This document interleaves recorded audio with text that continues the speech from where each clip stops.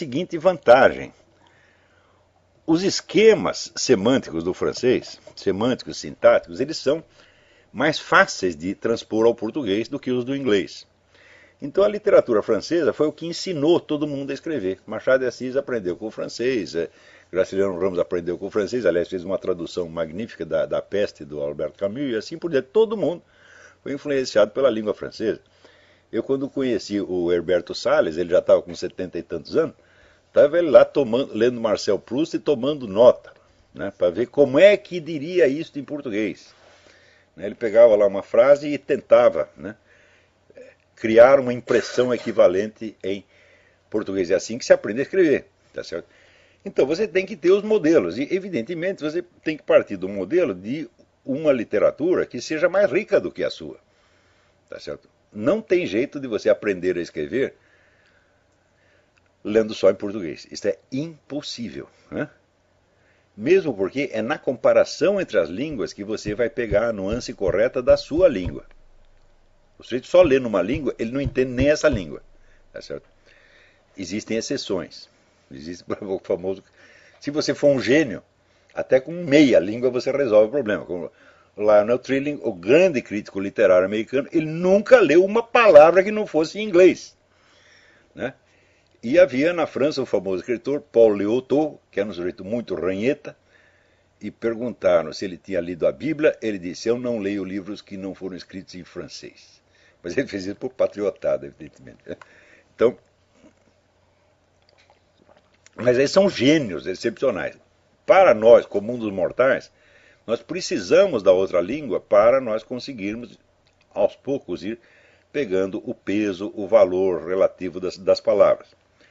Só que eu vejo que, por exemplo, se eu lesse um escritor brasileiro dos anos 50, por exemplo, Álvaro Lins, se lendo Álvaro Lins, você via claramente a influência da língua francesa. Quer dizer, havia vários truques, várias maneiras de montar as frases e vários jogos de nuances que ele tinha, obviamente, adaptado do francês.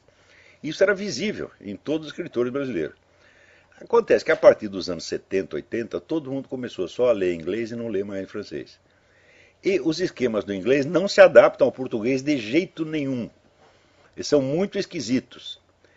Então, a hora que você lê gente que, vamos dizer, aprendeu a escrever, aprendeu a pensar em inglês, eu digo que essas pessoas nunca vão aprender a falar em português. Vão escrever cada vez pior. E outra coisa, quando você adapta o esquema do francês, ele soa natural em português, por serem línguas da mesma origem. Tá certo? Agora, o inglês se originou de uma mistura quase impossível, que você tinha então a língua local, né, o inglês antigo, que era uma língua de analfabetos, e os caras foram aprender a escrever em latim. Então usavam a gramática latina, a qual não se adaptava à sua língua. Então, você tem uma multidão de incoerências na língua inglesa, que é um negócio assim absolutamente alucinante, né? Então, até o som das palavras. Aqui tem palavras que podem soar de 5, 6, 7 maneiras diferentes, tá certo? E você nunca sabe, tá certo? E você ouve uma pessoa falando de um jeito, outra falando do outro, completamente diferente, e não é questão de grau de cultura, pessoas igualmente cultas, tá certo?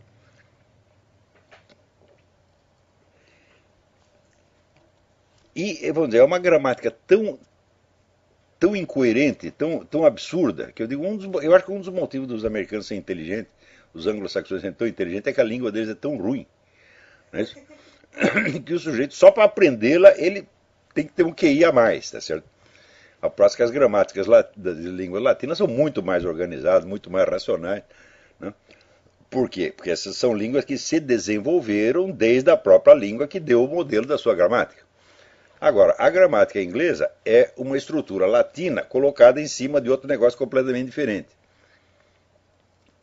Então o inglês tem milhões de peculiaridades que você não consegue reproduzir em português. Em português você tem que fazer uma coisa completamente diferente. Ou seja, para você traduzir uma coisa do inglês para o português, você precisa saber muito mais português. E no francês já não é tanto assim. tá certo? Porém, eu tentando traduzir mentalmente aqui o livro da Elizabeth Lévy, eu vi que se eu fizesse isso, tem equivalentes perfeitos, só que no português de hoje seriam incompreensíveis. Hã? Então eu falei, olha, quantas pessoas tem no Brasil capazes de traduzir um livro desse? Eu acho que não tem mais quase ninguém. Se tiver 5, é muito. Pessoas capazes de reproduzir os efeitos de linguagem que dá. Que numa página tem 20, tá certo? Coisas de uma riqueza extraordinária e que não são coisas de literatura. Isso aqui não é nenhum Marcel Proust, tá entendendo? É apenas uma jornalista. Então aí você vê que esse, vamos dizer, é um dos sintomas, um dos aspectos mais terríveis da decadência da língua portuguesa no Brasil. Você vê que uma língua ela é poderosa quando ela consegue dizer nos seus próprios termos tudo que os outros estão dizendo nas outras línguas. Tá certo? Então, e note bem, quando eu digo as pessoas que aprenderam a escrever no inglês, né, eu conheço inclusive muita gente culta, entre aspas, né, no Brasil, principalmente jornalistas, que não é que eles aprenderam o português e depois se enriqueceram com o inglês. Não, eles aprenderam diretamente no inglês. Ou seja, começaram a ler livros em inglês antes de ter domínio da sua própria língua. Então escreve tudo americanizado sem saber que é americanizado, porque não tem outro modelo. Tá certo? Isso destruiu a nossa língua. Então, minha gente, eu não sei se a língua francesa ainda se ensina nos ginásios, mas se tirar o francês do ginásio é uma desgraça. Tá certo?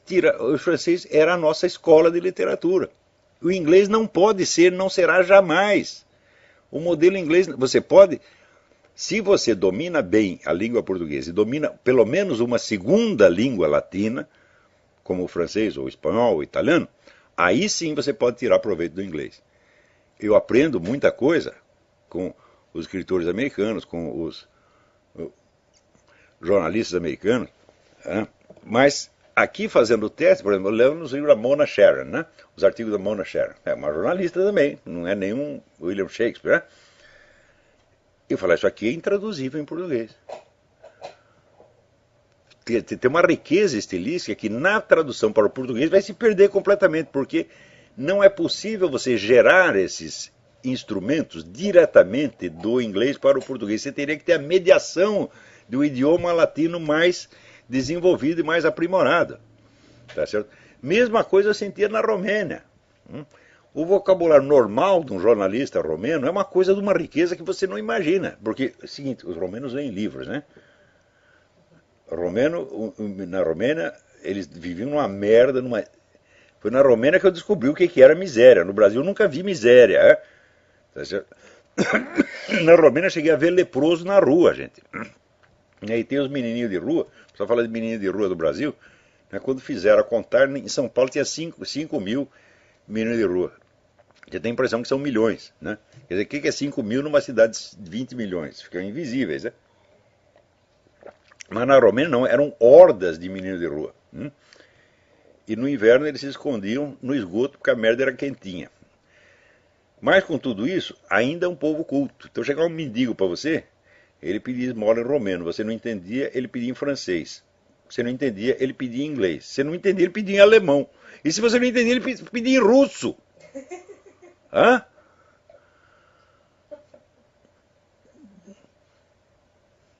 Quer dizer, o cara sabe, no mínimo 3 línguas. Né? Um dia eu tomei um táxi e perguntei para o homem se ele falava francês. Ele falou não. Fala inglês? Não. Fala espanhol? Não. O que o senhor fala?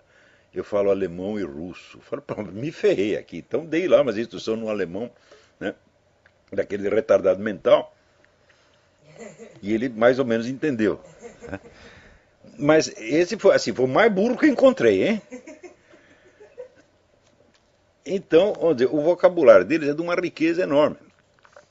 Então, eu estou sugerindo, vamos dizer, a todos os meus ouvintes, voltem a ler em francês. Aprendam e voltem a ler, né? Então,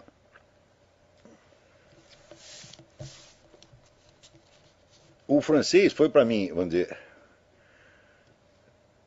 a minha língua de aprendizado desde que eu era moleque. Eu comecei a ler francês com 11 anos de idade, tá certo? E sabia tanto francês que quando eu tentei entrar na Aliança Francesa, eu fui lá, fiz um teste e já me botaram direto no último ano. Né? Mas eu achava que saber francês era também saber produzir o som francês, quer dizer, ter a pronúncia correta na fala. Né? Reconhecer a pronúncia correta é uma coisa, e saber reproduzi-la é um problema muscular que você, depois de uma certa idade, não pega.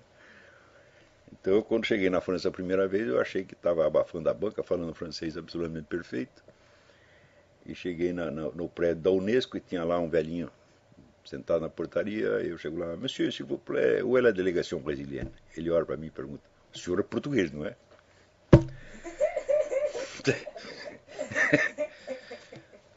Então, muito bem.